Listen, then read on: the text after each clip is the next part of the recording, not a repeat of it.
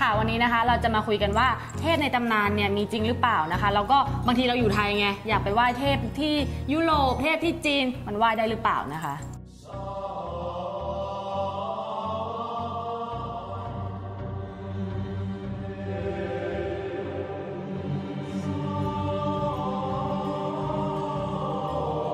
สวัสดีค่ะ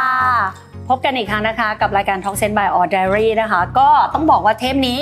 เด็กๆ request วันนี้นะคะเรามาเอาใจสายมูสุดฤทธิ์เลยนะคะไม่ว่าจะเป็นมูในประเทศหรือว่ามูต่างประเทศนะคะก็แบ็คกราวด์อย่างนี้ค่ะเราจะมาคุยกันเรื่องเทพต่างๆนะคะคือหลายๆคนนะคะถามมาว่าคราวที่แล้วเราให้ไหว้เทพนาซิซัสถูกไหมเขาก็อยากรู้ว่าแล้วมันมีเทพอะไรบ้างอ้าวเทพต่างประเทศไหว้ได้หรอแล้วจะไหว้ยังไงเงี้ยเทพเยอะนะเอาแบบนี้ดีกว่าเอาที่คนเชื่อมันเยอะมากค่ะแต่เอาที่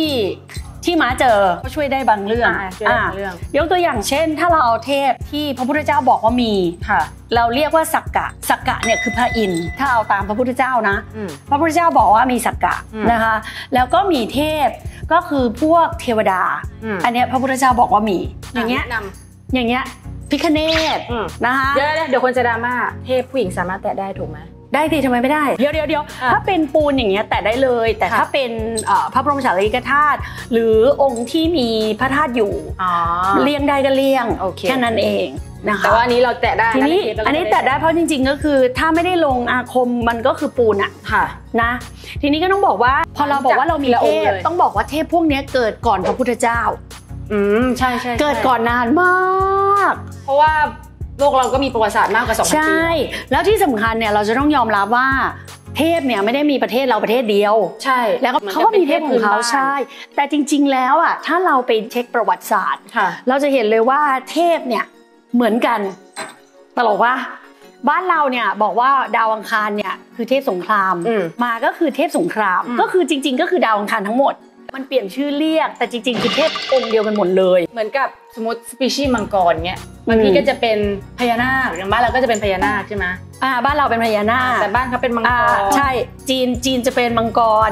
อังกฤษจะเป็นมังกรที่มีขาสั้นๆมันก็จะเป็นจริงๆมันก็คือต่างเผ่าพันธุ์ทีนี้ถ้าเราไปดูสิ่งที่ค้นหาได้ทางประวัติศาสตร์เราจะรู้เลยว่าสิ่งเหล่านี้มีจริงๆเพราะมันก็มีการวาดอยู่ในกำแพงว่ามันมีครีเจอร์ตัวนี้ใช่มันมีสัตว์ตัวนี้เกิดขึ้นบนโลกใบนี้แต่ไม่รู้มันไปไหนแล้วไงตอนนี้มันก็เหมือนกับสมัยก่อนที่แบบคนจีนเพิ่งเคยเห็นยีราฟเงี้ยเขาก็วาดอยู่ในแผ่นทีนี้ในความเป็นจริงก็คือใช่เขาเป็นสัตว์เหมือน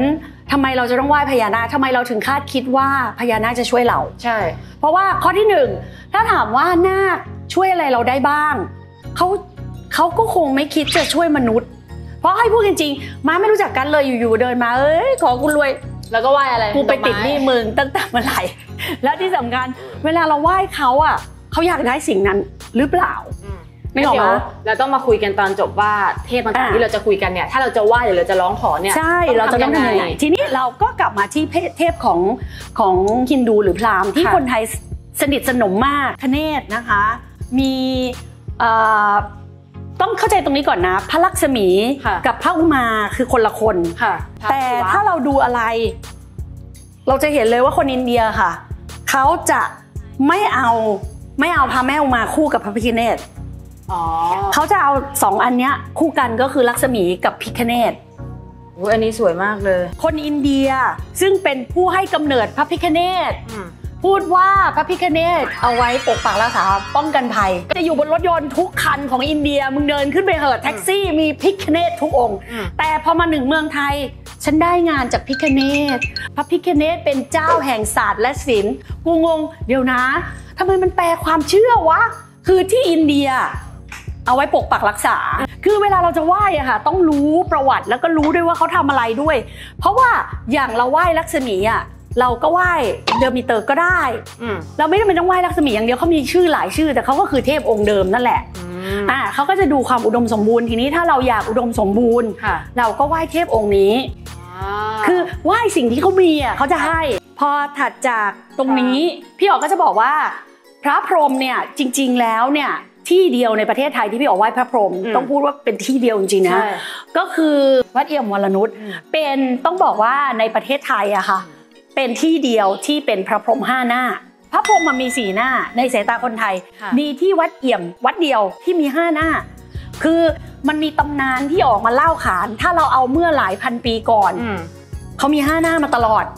แล้วอยู่ๆก็มันมาเล่าประวัติใหม่ไงเหมือนแบบกูครีเอทหนังขึ้นมาอีกเรื่องนึงแล้วก็บอกว่าเนี่ยโดนทำลายนะหน้าโดนทำลายไป1 หน้าเลยเหลือ4 หน้าด้วยความที่อินเดียกับจีนมาเหมือนกันคือยาวนานใช่ยาวมากประวัติศาสตร์อ่ะบางทีมันเปลี่ยนมันก็จะเปลี่ยนเช่น200 ปีนี้พระพรหมใหญ่สุด200 ปีถัดมาพระศิวะใหญ่สุดอันนี้ใช้ความเชื่อส่วนบุคคลเลยนะคะไม่ต้องเชื่อก็ได้นะคะก็คือพี่อ๋อก็ต้องบอกว่าถ้าถามพี่อ๋อเอาที่เคยเห็นแล้วเชื่อว่ามีจริงนะคะก็น่าจะมีพระลักษมีพระสักกะมาไม่เคยเห็นศิวะไม่เคยเห็นอุมาเทวีไม่เคยเห็นอันนี้ต้องพูดว่าไม่เคยขันธกุมารเคยเห็นไอ้ที่มันแปลกเนี่ยคือไม่เคยเห็นพ่อแม่แต่เคยเห็นลูกเพราะว่าไปที่วัดแขกแล้วเจอขันธกุมารแต่เวลาขันธกุมารเนี่ยเอาไว้ทำอะไรก็คือเด็กๆเวลาเรียนหนังสือมาจะอย่างน้องนนท์กับน้องกันตอนเด็กๆมาจะให้ไปไหว้ขันธกุมารเพราะเขาฉลาดมากและเก่งมากคือเป็นเทพที่ฉลาดก็เลยไปไหว้เพื่อให้ลูกเราฉลาดคือความคิดอย่างนี้ตั้งใจเรียนหน่อยนะมึงตั้งใจไม่ต้องตั้งใจเรียนก็ได้ฉลาดนะมหัศจรรย์มีจริงสอบผ่านก็พออะไรอย่างเงี้ยก็คิดอย่างนี้ไงก็เอาลูกไปไหว้ขันธกุมารเป็นพวกประเภทไม่ชอบตามระบบไงส่วนอันนึงก็คือพระแม่ธรณีนี่มาประเทศไทยแล้วพระแม่ธรณีเนี่ยต้องยอมรับเลยว่าจริงๆพระแม่ธรณีมีจริงแต่ไอ้บีบมวยผมไม่จริงในประวัติของพุทธศาสนาไม่จริงเพราะพระพุทธเจ้าไม่เคยพูดถึงไม่เคยมีเลยแต่สตอรี่มานะคะทั้งหมดเนี่ยคืออรรถกถาทั้งสิ้นไม่มีความเป็นจริงอยู่ในนั้นเลยนะคะทีนี้พอมาอันที่เคยคึกคักในอดีตของไทยขุนพันธ์เป็นคนสร้างคนใต้รู้จักดีนะคะก็คือชื่ออะไรจำได้ป่ะจำไม่ได้หนูเป็นคนอีสานจตุคามนะคะจตุคามเนี่ยจริงๆแล้วเนี่ยมันเป็นเรื่องราวของกษัตริย์ในสมัยโบราณนะคะเขามีพี่น้อง3 คนแล้วทั้ง3 คนชื่อจันทานุหมดเลยแล้วเขาก็ช่วยกันปกครองแผ่นดินก็คือบ้านเมืองสงบใช่แต่ในจริงๆแล้วจริงๆประวัติของจันทานุคล้ายๆประวัติศาสตร์ราชวงศ์บ้านเราในบางราชวงศ์ทีนี้ก็ต้องบอกว่าจันทานุเนี่ยมีพี่น้อง3 คนแต่องค์ที่เก่งที่สุดน่ะคือเก่งอาคมมากนะคะแล้วพอเสียชีวิตลงเนี่ยคนน่ะก็เลยสร้างเหมือนกับบูชาก็คือเหมือนกับเป็นที่ให้คนมากราบไหว้บูชาใช่รูปปั้นคือต้องบอกว่าจริงๆแล้วรูปปั้นเหล่านี้เกิดขึ้นเพราะความดีของคนเหมือนศาลเจ้าพ่อเสือระลึกถึงแล้วคนก็มาไหว้อะไรอย่างเงี้ยแต่ก็ต้องยอมรับว่าคนไทยในยุคเรามาเจอเทพที่แบบมึงมายังไงวะคือกูนึกไม่ออกแต่ก็ชอบความครีเอทีฟนะก็คือเทพอย่างไหว้เฮ่งเจียใช่ไหมเฮ่งเจียเนี่ยเป็นนิทานเลยไม่มีความเป็นจริงอยู่ลิงชนิดนี้ไม่มีอยู่ในโลกคือแบบมึงเอามาจากไหนแล้วมึงไหว้ได้ยังไงแล้ววิญญาณมาจากไหน1 อันนะอันที่2ไหว้โดเรมอนครีเอทมากอันนี้มาอยากให้ไหว้เพราะมาเห็นด้วยระหว่างเฮ่งเจียกับโดเรมอนกูไหว้โดเรมอนนี้ถ้าเครื่องมาเลยนะโดเรมอนมาแบบมึงประเสริฐมากมึงคิดได้คือคนไทยแม่งโคตรเจ๋งอ่ะคือความครีเอทีฟเนี่ยไม่เป็นรองใครไม่ล้ำมากขอบอกล้ำเลย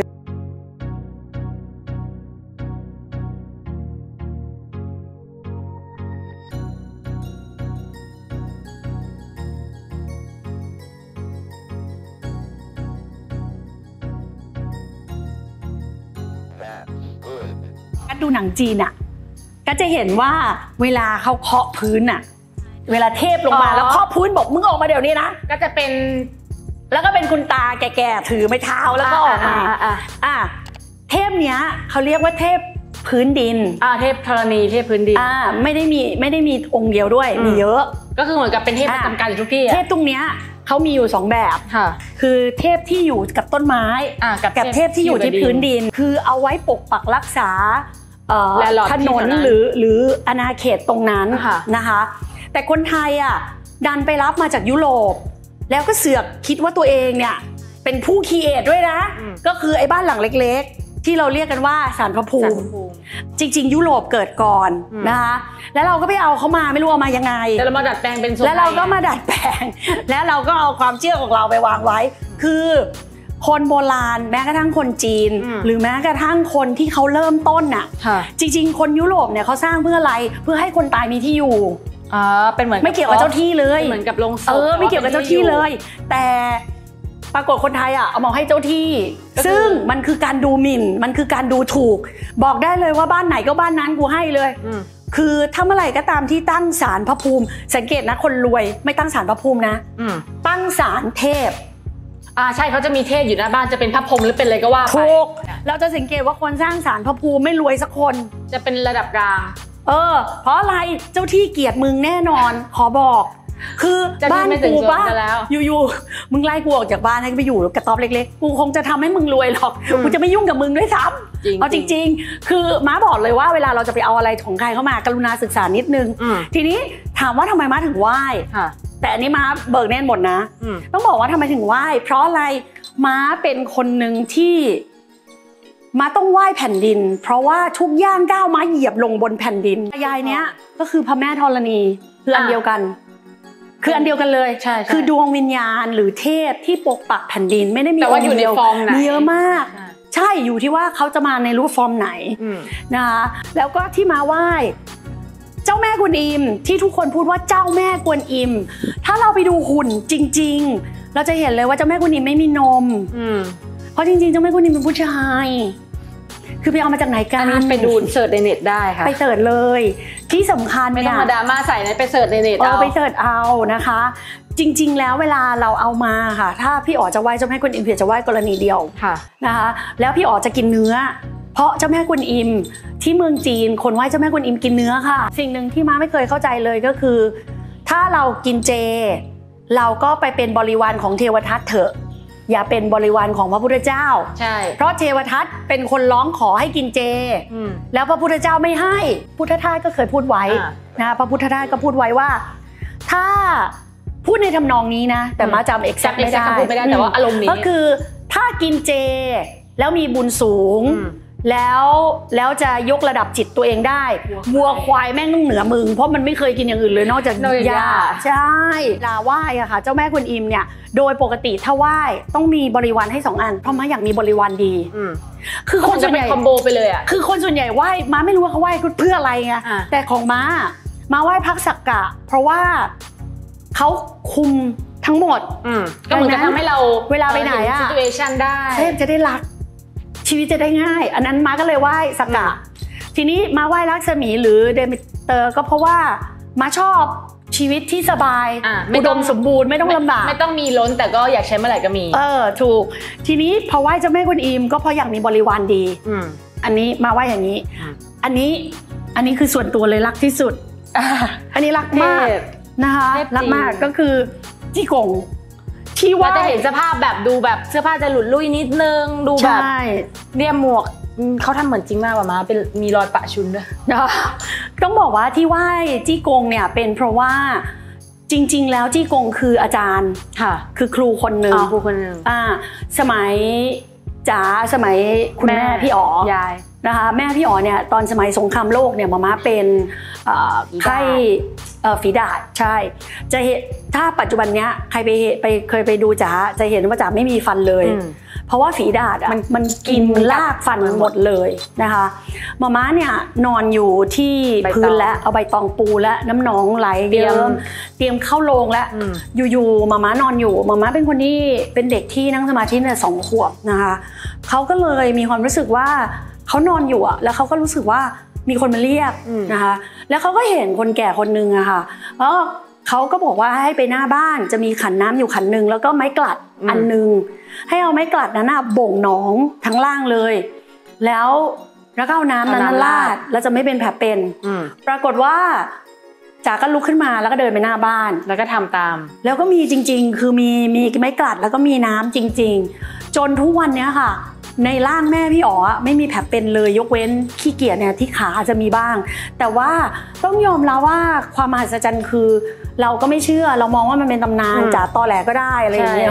แต่ว่าความเป็นจริงก็คือยังมีชีวิตรอดถึงปัจจุบันแม่ยังอยู่แต่ว่าที่ม้าบอกว่าม้าเห็นด้วยตาตัวเองอะคือตอนที่จ๋าเจียวน้ำมันหมูกากหมูน้ำมันหมูน้ำมันเท่านี้ค่ะกระมังกระทะเท่านี้แล้วมันหกใส่ขาเขาพ พองแล้วมันก็ขึ้นมาเป็นลูกโป่งเนี้ยแล้วด้วยความที่จ๋าตกใจจ๋าก็จับแล้วก็ดึงมันก็กลายเป็นเนื้อสดซึ่งหมอเนี่ยอย่างม้าโดนน้ำร้อนมายังเป็นแผลเป็นเลยเห็นปะแต่ไปดูขาจ๋าดิขาจ๋าแม่งเนียนกิ๊บคือแบบไอ้เชี่ยอยากได้น้ำนั้นมากอะยังบอกมาม่าเลยบอกว่าทำไมไม่เก็บไว้ให้วัวบ้างวะอะไรเงี้ยคือแบบคือเรารู้นึกออกมาอันนี้คือม้าเห็นเองก็คือพอโตขึ้นมานั่งสมาธิเจอก็เคารพอีกองค์นึงน่าจะตรงนู้นมั้งเดี๋ยวไปถ่ายก็ได้ก็คือองค์นั้นอ่ะมีวันหนึ่งหม่ามานั่งสมาธิที่นี่แล้วองค์เนี้ยมาไม่รู้จักแล้วองค์เนี้ยมาหาแล้วก็พูดว่าให้ไปเมืองจีนนะเดี๋ยวตีจะพาไปที่นั่นจะมีอรหันต์รออยู่3 องค์จำได้ไหมวัดที่มาพาไปจำได้ที่วันนั้นอ่ะจะมีบ่อน้ำศักดิ์สิทธิ์เขาก็บอกว่าให้ไปเอาน้ำนั้นมาอาบนะแล้วหม่ามาจะอายุยืนตอนนั้นเป็นมะเร็งใช่ไหมก็ไปที่ประเทศจีนยังเอาชามาขายลูกเพจเลยคือวัดเนี้ยหนูจำชื่อไม่ได้มันติดอยู่ที่ปากจำชื่อเว่ยหลังเป็นวัดของเว่ยหลังนะคะก็คือเป็นสังฆราชพระองค์แรกของจีนใช่บอกว่าเก็บบาตรใช่เป็นที่เก็บบาตรของพระพุทธเจ้าซึ่งต้องบอกว่าถ้าเอาประวัตินะคะพระพุทธเจ้าสิ้นไปแล้วเนี่ยประมาณ400 ปีนะคะคนที่เก็บบาตรอ่ะคือต้องบอกว่าพระมหากัสสปะเนี่ยต้องยอมรับว่าพระมหากัสสปะเป็นใครนี่เทปนี้จะยาวมากเลยนะแยกไหมแยกเป็นอีกเทปเถอะเดี๋ยวเราแบบส่งคอมเมนต์มาว่าอยากฟังเรื่องนี้เดี๋ยวจะเล่าเรื่องพระมหากัสสปะกับบาทกับจีวรของพระพุทธเจ้าแล้วเดี๋ยวอันนี้นะคะเราเล่าได้มันเลยเพราะว่าเรามีรูปอินเสิร์ตเทวดากับเทพต่างกันยังไงต่างกันเยอะมากเทพเนี่ยคือมีตัวตนคือเกิดขึ้นเองไม่เหมือนเทวดาเนี่ยคือมนุษย์ตายแล้วไปเป็นเทวดาแต่เทพเนี่ยคือเกิดขึ้นเองแต่ว่าพอเกิดขึ้นเนี่ยจะหายไปไหมวันหนึ่งหายไปถ้ามนุษย์เลิกเคารพดังนั้นเทพกับเทวดาก็เลยไม่เหมือนกันมาโอเคเราจะมาสรุปเทปนี้กันนะคะเดี๋ยวเราไม่ไหว้หรอก็นี่ไงจะสรุปให้ฟังว่าเราจะไหว้ยังไงคือหลังจากที่ทุกคนฟังมาแบบน่าจะสักพักหนึ่งแล้วทุกคนก็จะแบบอยากไหว้ตามจังเลยค่ะทีนี้เราจะไหว้ยังไงกันก็อย่างถ้าเป็นพิฆเนศกับพระลักษมีเนาะพิฆเนศเนี่ยม้าต้องบอกว่าเป็นประสบการณ์ใหม่ของม้าเหมือนกันทีละเพิ่งรู้คือมีแต่คนพูดกับม้าว่าเวลาไหว้พิฆเนศให้ไหว้อ้อยกับกล้วยล่าสุดเนี่ยคือปีที่แล้วมาเจอเขาแล้วเขาก็เป็นคนบอกมาว่าเขาจะกินถั่วฝักยาวซึ่งกูก็เลยงงว่าถ้าใครได้มาทักเราปีที่แล้วก็จะเห็นว่าเรามีถั่วฝักยาวให้ต้องยาวๆสวยๆด้วยนะคะแล้วเขาชอบแบบอวบๆอ่ะเขาชอบกินอย่างนั้นม้าก็เลยงงว่าทำไมคนถึงให้ไหว้กล้วยกับอ้อยกูงงคงเพราะว่าคิดว่าเป็นช้างมั้งแต่ในความเป็นจริงต้องบอกว่าพิฆเนศจริงๆไม่ได้หัวเป็นช้างใช่เพราะตั้งแต่ต้นเขาไม่ได้หัวเป็นช้างถ้าดูสตอรี่มาก็รู้ตอนต้นเขาไม่ใช่เขาไม่ได้เป็นช้างแล้วตัวจริงเขาก็ไม่ใช่ช้างแต่คืออันนี้คือคนซื้อให้ก็เลยเอามาวางไว้นี่คือรูปฟอร์มใช่นะคะลักษมีโดยปกติเทพทุกองค์ที่มาไหว้ใช้วิธีนั่งสมาธิไม่ต้องเสียตังค์สักบาทเขาจะมีความคิดอย่างหนึ่งว่าถ้าเราสามารถนั่งสมาธิแล้วทำให้เกิดสติปัญญาเราจะสามารถยกระดับชีวิตของเราได้เมื่อเรายกไปถึงระดับหนึ่งเขาก็จะดึงเราขึ้นสูงได้อันนี้คือความคิดของเทพทุกองค์ก็คือจริงๆแล้วเราไม่จำเป็นต้องแบบไปซื้อหรือไปไหนเลยแล้วบอกได้เลยถ้าเกิดว่าคุณเป็นคนที่นั่งสมาธิถือศีลเทพมาหาคุณไม่ต้องวิ่งไปหาเขามาเองเลยเพราะอย่างนาคราชหรือครุฑเขาก็มาเองเลยเราไม่ต้องเรียกขอแค่เราอยู่ในสมาธิหรือว่ามีศีลใช่คือขอแค่นั้นเลยแล้วเราก็จะโอเคที่สำคัญน่ะถ้าสมมุติว่าจะไหว้เอาพิเศษหน่อยอย่างเวลาไหว้ปีหนึ่งมาก็ทำนะเราก็ไหว้กันนะกัดคือโดยปกติอะค่ะเขาจะชอบของหอมเทพเนี่ยเขาจะชอบของหอมดูที่เราเห็นสังเกตแล้วก็จะเป็นพวกดอกมะลิหอมๆแต่ระวังหน่อยนะตอนเนี้ยด้วยความที่มะลิแพงมากเขาเอามะลิอินโดมาไม่มีแล้วมะลิอินโดไม่มีกลิ่นวิธีเขาทำคือเขาเอามะลิอินโดไม่ใช่เขาเอามะลิอินโด100 คู่กับมะลิไทยลดต้นทุนแต่ว่าเหมือนกันบางที่นะยิ่งกว่าอีกไม่100 คู่ด้วยจุ่มใส่แย่มากเคยมีข่าวไงว่าแบบจุ่มแล้วก็แบบใส่น้ำหอมไปนะคะก็ต้องบอกว่าเวลาไหว้เทพแบบง่ายเราไม่มีความจำเป็นอะไรเลยค่ะไม่จริงเจ้าแม่กุนอิมไม่มีลูกมึงจะไปขอเจ้าแม่กุนอิมได้ยังไง ไม่เป็นไรก็คือต้องบอกว่าเวลาต้องบอกอย่างนี้นะคะเวลาขออ่ะพี่อ๋อนี่ที่ชอบที่ถามนะเพราะจริงๆแล้วอ่ะเวลาเราขออะไรก็แล้วแต่พี่อ๋อขอบอกนิดนึงว่าแล้วก็ไปอ่านประวัติเขาไม่ใช่สักแต่ว่าไหว้ตามที่เขาบอกเราต้องถามตัวเองก่อนว่าเราอยากได้อะไรอย่างสมมุติว่าถ้าพี่อ๋ออยากได้เงินพี่อ๋อไม่เดินหาพิฆเนศแน่เพราะไม่รู้จะเดินไปยังไงเขาไม่มีนึกออกมาหรืออย่างพระลักษมีเนี่ยความอุดมสมบูรณ์หมายถึงการกินอยู่นะไม่ได้หมายถึงเงินเหมือนกันคือเราต้องยอมรับว่าเทพพวกเนี้ยเขาไม่รู้เขาจะเอาเงินไปทำไมอ่ะคือถ้าคุณอยากจะไหว้เรื่องมีเงินคุณก็ต้องไปเสิร์ชดูนะคะว่าเทพในตำนานหรือว่าที่เกี่ยวกับความร่ำรวยความร่ำรวยก็ไปไหว้ตามอะไรอย่างนี้มันน้อยมากเลยแล้วเป็นเทพยุคหลังๆแล้วค่ะที่เริ่มมีเงินใช่เพราะเทพในอดีตเขาไม่ใช้เงินเขาก็จะมีแค่แบบเรื่องสงครามเรื่องลบเรื่องความรักหรืออะไรประมาณนี้ถ้าจะเอาก็เหมือนพี่อ๋อก็ไหว้เทพแต่บางที่ก็คิดว่าเขาเป็นมารแต่ก็คือเทพแห่งความร่ำรวยมั่งคั่งแต่เขาก็จะทะเยอทะยานอะไรอย่างเงี้ยคือเราต้องยอมรับได้กับทุกอย่างที่เป็นเขาอันนี้ก็บอกนี้เลยนะคะสำหรับสายมูเตลูก็อย่างที่บอกน่าจะจุใจแบบจุมากๆเทพนี้ไปเซิร์ชเน็ตค่ะไปหาพี่กูจะเจอเทพเยอะมากแล้วก็ไหว้ตามเทพนั้นนะคะได้ค่ะแล้วเจอกันค่ะ